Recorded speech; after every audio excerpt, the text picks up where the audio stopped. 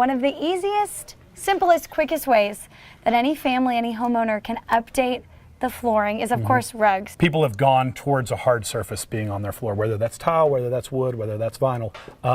The flip side of that is that those floorings are a little bit more permanent. You put down a tile floor, it's something that you want to have for a very, very long time. So a great way to update that tile floor, to upgrade the decor in your room, is to add a rug to that. It also gives you a softness in the room, an element of softness underfoot. Without the commitment of carpet. You know, For sure. I mean, we talked about the last 5 to 7 years, there's been this trend towards hardwood flooring, hard surfaces underneath our feet. Everyone kind of enjoys that, but here's how you add warmth. For sure, you add warmth and you add something that updates a little bit as well. And when we think of rugs, you know, we think of this. This is what I think of. Yeah, we think my of mom, my grandma's Sure, rug. you think of little tassels on the end that your dogs play with and your dogs, you know, grab at, and you think of the border and the kind of the ornate design in the middle. What we would really like to stress, and what we certainly see on the home and garden shows, is kind of a more modern, you know, washed, textured, brighter rug. And so, you know, kind of as we walk over here, you know, this guy has all the gray, all the gold. They're also softer, because again, when you're wanting to when you're putting hard surface on the ground, whether that's wood, whether that's a waterproof luxury vinyl plank, or whether that's tile, you want softness. Another thing that rugs allow you to do is add a pop of color.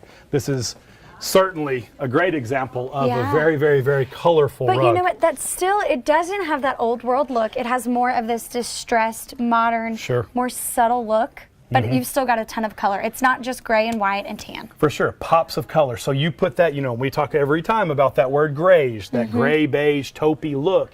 You put something like that on top of it, and you've got a real splash, a real focal point in your room of a colorful, soft element on an otherwise hard floor. That's an extraordinarily cool rug. That has a lot of the neutrals that we see in a lot of houses. I mean, I think of Parade of Homes, we're getting ready to do that again in a few months. It seems like everything's neutral.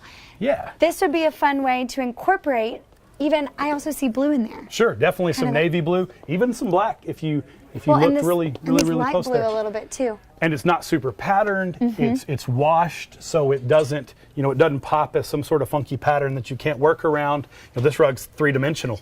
Yeah. I mean, it has a, you know, kind of a funky feel to it. Rugs are a little bit thinner. We think about that, again, what do we always say we do in our house? We live in our house. And the last thing we need is somebody tripping over a big, thick rug, or, you know, our dogs digging through a rug. So, yeah, them being a little more low profile is certainly a large part of what makes them an attractive option. And I think of it, they're on hard surfaces now. For sure. And so we also, along with a rug, can sell you a rug pad. And what that really allows is it's a little bit heavier, kind of wool material that sits still, because, you know, rugs fold up or they get a big hump in the middle. That rug pad allows it to lay over the top of that pad and kind of stay in place and not do some of the things that, again, we've had bad experiences with rugs. Do I need a rug pad? I think all rug companies would recommend you have a rug pad. I think it makes a lot of sense to put a pad underneath your rug. Now, it doesn't add softness. It's not like carpet pad that adds a softness and a cushion to it. Rug pad is really more than anything just to keep it in place. But yeah, we would certainly always recommend, especially if you're going to make an investment in a rug, get you a good rug pad underneath it. That rug pad won't have to be changed when you change the rug, unless the size of your new rug. Any carpet can be made into a rug. So carpet comes on a roll, usually 125, 150 foot long by 12 wide. So big, huge rolls of carpet. If you want a rug that it's a custom size or an odd size, you can get a carpet cut. We bind the edges so that it's not loose, you know, it's not straggly edges. Kind of like this Yeah, that's look. a bound edge. You can get that look. You bind the edge, and any carpet can become a rug just the same as because rugs come prefab sizes. Carpet can be any size. They're 12 foot wide by 150 feet long. We can do pretty much anything in there. And also more affordable, that option as well, especially if you want a huge rug. This time of year, I'm starting to finally think about going back in the backyard, enjoying time outside. Sprucing up my outdoor space is easy with a rug. Sure, same principle outdoors. You know, you've got a hard surface out there, whether it's just your normal concrete, your stained concrete, you've tiled it, you've travertined it, whatever you've done out there. I would recommend bringing that rug inside in harsh conditions just to preserve it for the long term. Now, I'll tell you, when I think of outdoor rugs, I think of kind of scratchy material. These are surprisingly soft. Good. Yeah, sure. Again, I think we get back to that polypropylene aspect of rugs, having the ability to resist stain. Resisting stain is no different than resisting weather.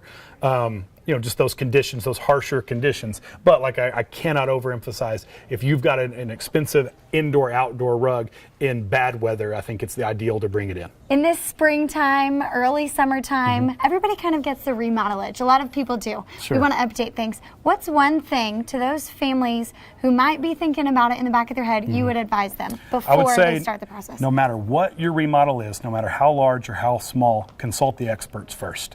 If you're thinking about new flooring, you're thinking about new backsplash or showers or walls or something like that, come see us. Consult the expert first. That's industry-wide. Go see the people who know what they're doing.